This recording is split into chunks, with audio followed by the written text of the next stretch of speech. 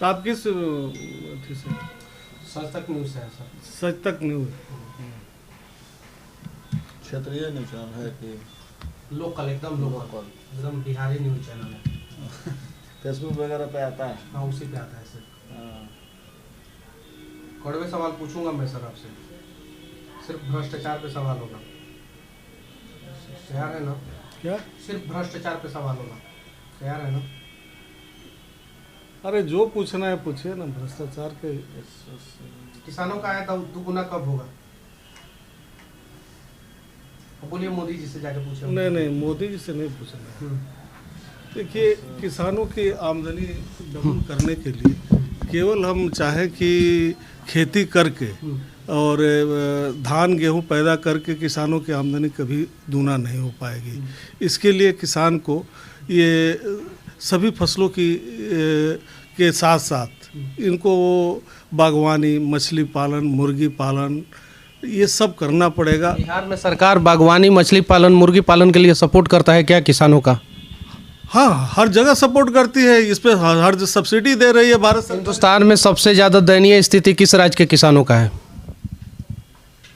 सबसे ज़्यादा दयनीय स्थिति किस राज्य की बात, यहाँ से भी कई राज्य हैं जहाँ पर गूगल सर्च मारिए और मुझे दिखा दीजिए किस राज्यों का। आपके पास इंटरनेट है ना सिस्टम में, उसमें सर्च मार के बता दीजिए सिर्फ कि हिंदुस्तान में सबसे ज़्यादा दयनीय स्थिति किस राज्य के किसानों का है। देखिए, ये तो अभी डीएपी और यूरिया क्यों नहीं मिल रहा है किसानों को?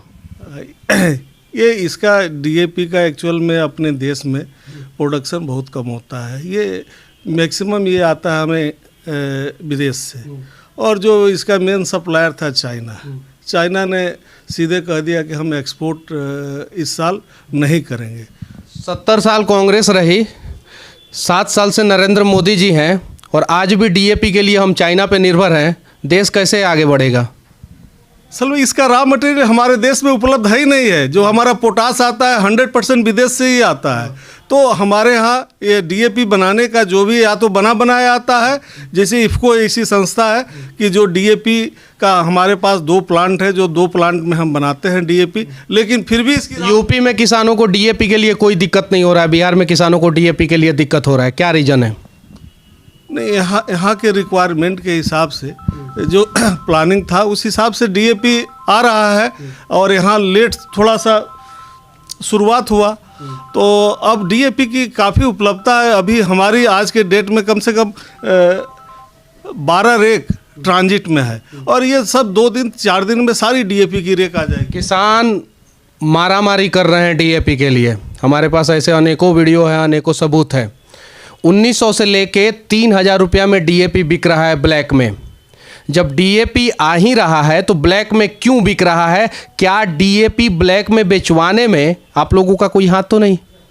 नहीं, ये डीएपी हम लोग का जो एलोकेशन आता है ये भारत सरकार से आता है, और भारत सरकार सारा बिहार का कोटे का डीएपी जो है यूपी के तरफ ट्रांसफ़र कर चुका है, और इसलिए बिहार में दिक्कत हो रहा है, क्योंकि यूपी में चुनाव है। अगर यूपी के किसानों को थोड़ा भी समस्या हो जाएगा तो सत्ता इधर से उधर हो जाएगा। इसलिए बिहार के किसानों को परेशान किया जाता है कि बिहार के किसान उतना समझते नहीं हैं, और कभी बिहार में किसान आंदोलन हुआ नहीं है। शायद ये तो सबसे बड़ा कारण तो नहीं? नहीं, ऐसा कहीं कोई कारण नहीं है कि यहाँ के किसानों को आंदोलन की ज़रूरत पड़ती है, लेकिन अभी इनके रिक्वायरमेंट के हिसाब से डीएपी आ रहा है। हिंदुस्तान में सबसे ज़्यादा डीएपी के लिए कौन से राज्य में मारामारी चल रहा है? ये सब राज्य में चल रहा है। बिहार में सबसे ज़्यादा चल रहा है। मैंने क्या सवाल पूछा सर आपसे? सबसे ज़्यादा कहाँ चल रहा है? अभी देखिए, थोड़े दिन पहले पिछले महीने में जो हमारा मध्य प्रदेश में डीएपी की ज़रूरत थी, हरियाणा में ज़रूरत थी, वहाँ भी यही स्थिति थी।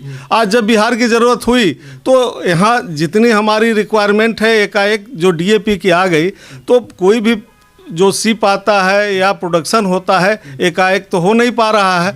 तो धीरे धीरे डीएपी आ रही है, और किसानों के लिए पूरा धीरे धीरे आ रहा है। मतलब किसानों का जो फसल का टर्म होता है वो 90 से 120 दिन का होता है, 90 से 120 दिन का, और आप अगर उसमें 1 महीना लेट कर देंगे तो उनके किसानों का फसल कैसे होगा सर? देखिए, यहाँ किसान जो है ना आवश्यकता से बहुत ज़्यादा फर्टिलाइज़र का प्रयोग कर रहे हैं।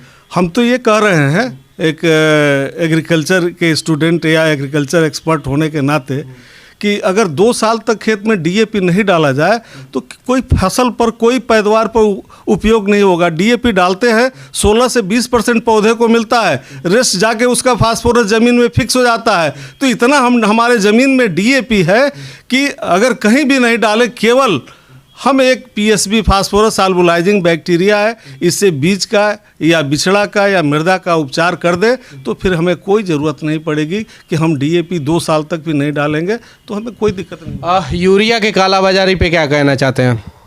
नहीं, यूरिया की कहीं कोई कमी नहीं है। अभी आज के डेट में पूरा हर जगह यूरिया मिल रहा है। यूरिया का समस्या ये है कि यूरिया बिहार के लिए सब्सिडी वाला अगर 6 लाख बोरा बनता है तो 3 लाख बोरा ही किसानों को आता है और 3 लाख बोरा जो है कंपनी से निकलता ही नहीं और सब्सिडी कंपनियां उठा लेती है। ये बहुत बड़ा सवाल पूछ रहा हूं मैं सर आपसे, और शायद बिहार के किसान इस बात को समझ भी नहीं पाएंगे और बहुत बड़े बड़े बुद्धिजीवी समझ भी नहीं पाएंगे। और मैं दाग देना चाहता हूं कि आपको इतना बड़ा हिम्मत वाले आप हैं कि आप मेरे सवालों का जवाब जो है हंस के दे रहे हैं, नहीं तो मेरे सवालों का जवाब अधिकारी लोग नहीं दे पाते हैं, और इसके लिए आपको तहे दिल से धन्यवाद मैं पहले ही दे रहा हूँ। देखिए, हम बिहार सरकार के कोई अधिकारी नहीं है। हम एक इफको एक सहकारी संस्था है और विश्व की सबसे बड़ी सहकारी संस्था है। और के मामले में नहीं, सहकारी और किसानों की ये संस्था है, तो हमारा पहला ये फर्ज और धर्म बनता है कि हम किसानों को खाद की उपलब्धता मैंने जो यूरिया का कालाबाजारी पे पूछा है, कंपनी के कालाबाजारी पे, उस पे ठीक है, उसी पर हम आते हैं। और जो आपने ये कहा कि आधा खाद कंपनी केवल फर्जी के जवाब दे रहे हैं, सबको पता नहीं है ये बात, 99.99% किसान जानते नहीं हैं, लेकिन ये होता है। ऐसा है ना कि हम लोग, हमारा बिहार में करीब 150 बिस्कोमान का बिक्री केंद्र है, 52-53 हमारा ई बाजार का सेंटर है।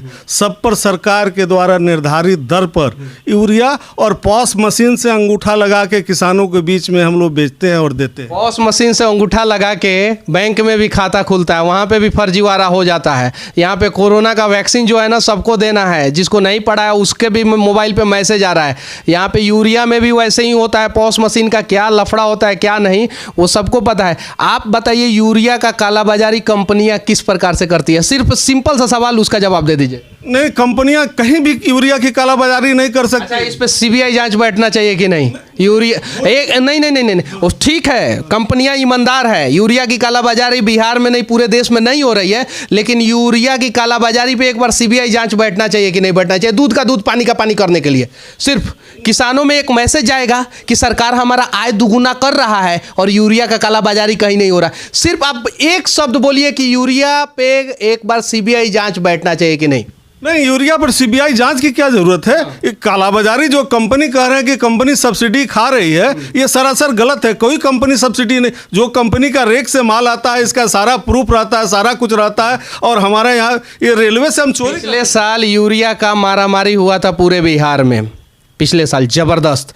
एक साल यूरिया, एक साल डीएपी, ऐसा ही अल्टरनेट चलते रहता है। क्या कहना चाहते हैं? नहीं, ऐसा नहीं है। पिछले साल जो यूरिया की मारामारी, पिछले साल तो कोई यूरिया की बहुत दिक्कत हमारे यहाँ नहीं थी। हमारे पास बहुत सारे वीडियो हैं। नहीं, ये खरीफ सीजन में थोड़ी दिक्कत थी यूरिया की। खरीफ सीजन में यूरिया की ये दिक्कत थी बिहार में कि यूरिया थोड़ा कम मिला ये यूरिया, लेकिन जो कोरोना वगैरह की वजह से थोड़ा सा कुछ प्लांट वगैरह की सप्लाई जो इंपोर्ट हमारा है वो टाइम से शिप नहीं आ पाया, जिसके वजह से दिक्कत हुई। तो ये तो समय के हिसाब से, परिस्थिति के हिसाब से ये हुआ था। अदरवाइज कोई बिहार के किसानों का मदद करने के लिए आप लोग कौन कौन सा कदम उठा रहे हैं? जैसे हम लोग बिहार के किसानों को करने के लिए यूरिया के जगह पर एक अल्टरनेटिव यूरिया का हम लोगों ने बनाया है। क्या? Nano urea. और जो विश्व में पहली बार ये इफको के द्वारा ये नैनो यूरिया विकसित किया गया है। देखिए, हमें अपने वैज्ञानिकों पे गर्व है। अगर उन्हें मौका मिलेगा तो वो देश के सारे समस्याओं का समाधान कर देंगे, लेकिन कालाबाजारी, मुनाफाखोरी और नेताओं का किसानों का आय दुगुना करने का वादा जो है ना, कहीं नहीं तो कहीं खोखला साबित होता है। और हमें गर्व है इन पे। जो मैं इतने कड़वे सवाल इनसे पूछ रहा हूँ और फिर भी ये मुस्कुरा के और सही ढंग से जवाब दे रहे हैं। पीछे नरेंद्र मोदी जी किसी आदमी से हाथ मिला रहे हैं, उनको हम नहीं पहचानते हैं, उनको पहचानते हैं, काहे कि वो देश के प्रधानमंत्री हैं। वो जो बोलते हैं उसका उल्टा होता है। पेट्रोल डीजल का दाम कम होगा, बढ़ गया।